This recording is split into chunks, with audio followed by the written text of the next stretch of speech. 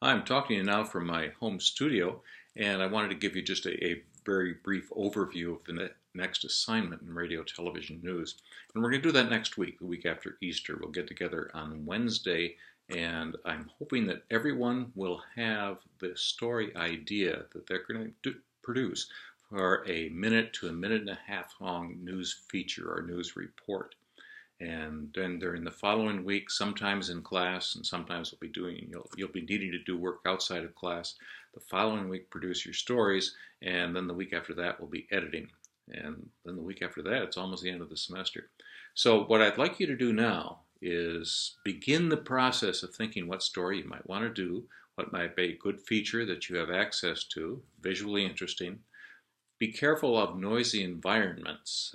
You'll see some examples in which it's really hard to hear the audio in some of the stories that students have done in earlier classes. So after you've watched this video, if you haven't already, I would like you to scroll down a little bit. I had a couple of things I've posted earlier this morning. I put links to two sites that have probably altogether a couple of dozen stories that have been done by radio, TV news students in the past, television stories, television packages. And I'd like you to take a look at them, find and look at them closely. Some are good examples, some have technical problems, some it's kind of hard to follow the story, and some are done quite well.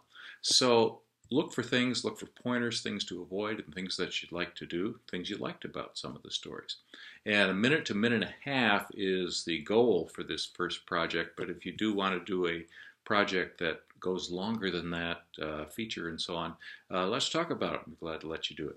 So right now, I'm going to let you go and look at the videos that were done before. And then below that, I just recently added an old video. It's actually high school, but it covers some of the basics of doing a TV news package. So hopefully that will go well for you. And I look forward to seeing you next week. Tomorrow, I go to the hospital. Appreciate your prayers. And have a very blessed Easter.